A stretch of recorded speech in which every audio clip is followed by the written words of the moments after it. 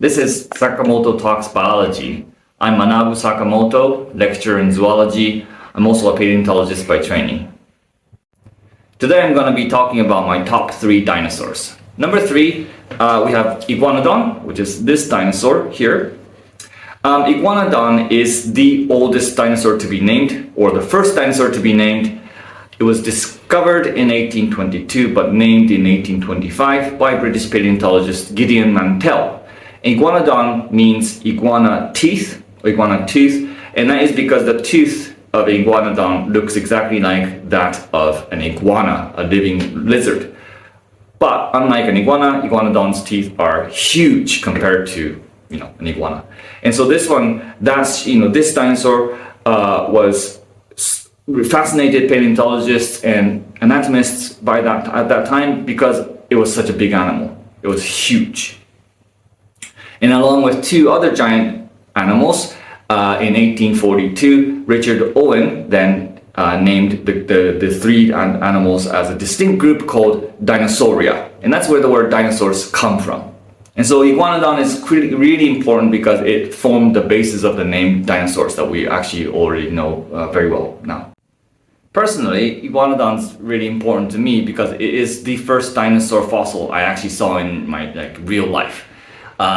So there was an exhibition in Tokyo where about a dozen Iguanodon's fossils from Belgium came, and my dad took me to see it, and that is really the reason I'm a paleontologist today.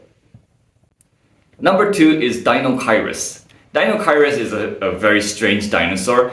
In the middle of the 20th century, a pair of arms, gigantic arms, were discovered with these huge claws, and no one really could figure out what this dinosaur was. The closest relative of it was thought to be an ostrich dinosaur. So these are dinosaurs that looked like ostriches, probably running really fast. But Deinocheirus was much bigger than an ostrich dinosaur. It was huge. But then about 50 years later, after so much mystery, several new specimens were discovered that were complete skeletons. And they actually showed the rest of the body, and the rest of the body was way more bizarre than anybody could ever have imagined. So it basically is a giant camel with a duck head.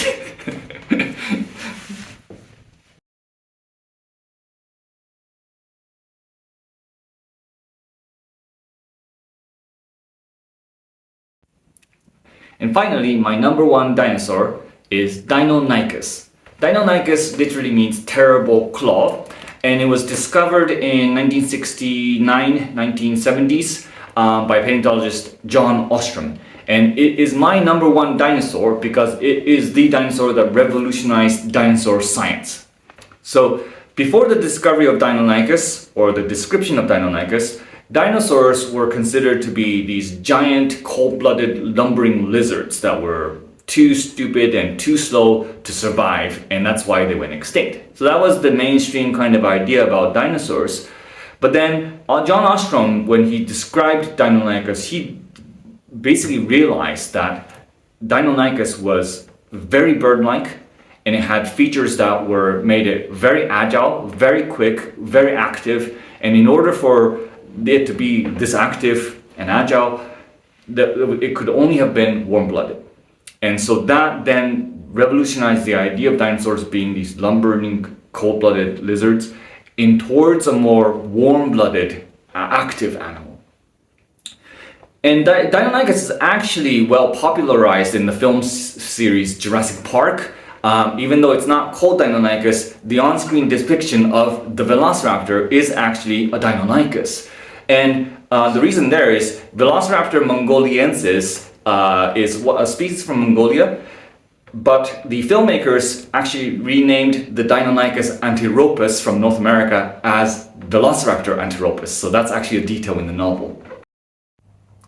And finally, I just want to talk a little bit about the skull of Deinonychus. This is a model of a Deinonychus skull. It's actually a little bit bigger than you'd imagine a Deinonychus skull to be.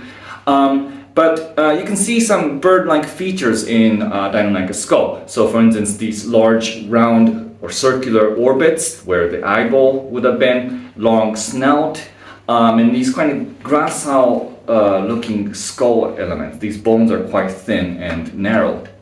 The bit here is where the jaw muscle would have been, and the amount of muscles that would have been housed within this skull would have been not very powerful enough to provide very powerful biting in these animals. However, they do have these razor sharp teeth, and so they were probably slashing away at their prey rather than biting really down on them. So that was my top 3 dinosaurs. I hope this video helped you know more about them.